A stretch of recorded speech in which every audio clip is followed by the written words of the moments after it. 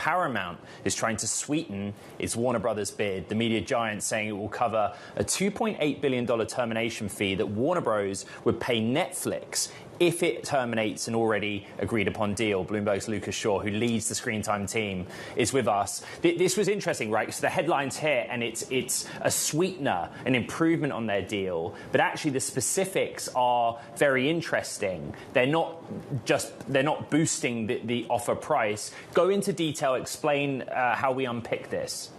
Yeah, so they are addressing, and they being Paramount, two of the concerns that Warner Brothers has had about their deal. One is this question of the breakup fee, right? So Warner Brothers had been debating between two main offers, between Netflix and Paramount. They picked Netflix, but if they walk away from Netflix to re-engage with Paramount, they have to pay Netflix a bunch of money. Paramount is now offering to cover that, and Warner Brothers had been very worried about it because they said that one of the reasons that the deals weren't equivalent was Paramount wasn't kind of covering Warner Brothers' downside on that, which would have come out of the money that they get.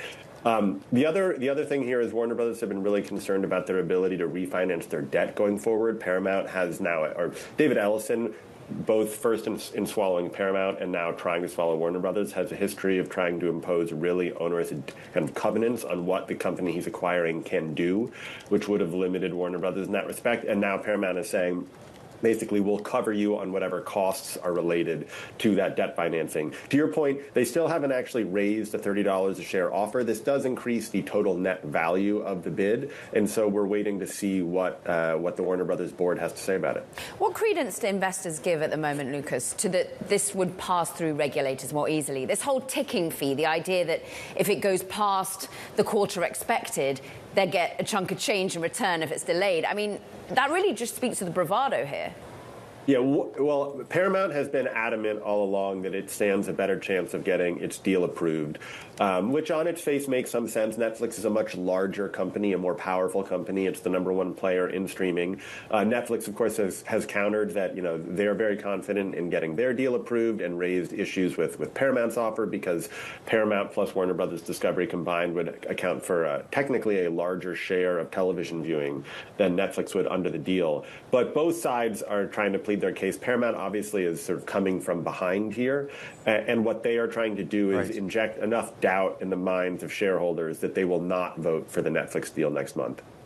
Lucas, both sides trying to plead their case. There's been a lot of recent reporting from us on what's also happening kind of in the background. There's obviously been an interest from Washington, D.C. What else do we need to know about how this is going from a regulatory perspective, or at least interest from government as well?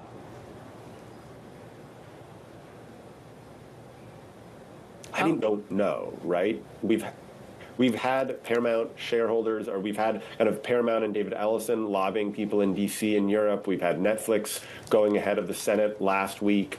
President Trump had said he'll be involved, then he said he's not involved.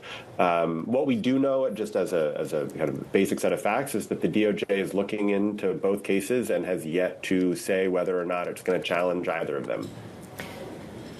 In terms of timing, is there anything pressuring? Is there any date, any number, any time frame that we look to for the next?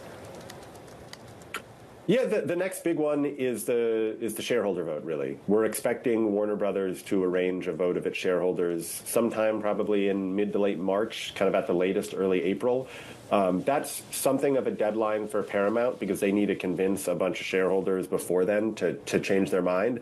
Otherwise, then they're really up to the whims of regulators, because if it gets to shareholders and shareholders do approve that Netflix deal, there's not much Paramount can do besides hope that the government in the U.S. or Europe blocks the deal. Bloomberg's Lucas Shaw, we appreciate you on the story.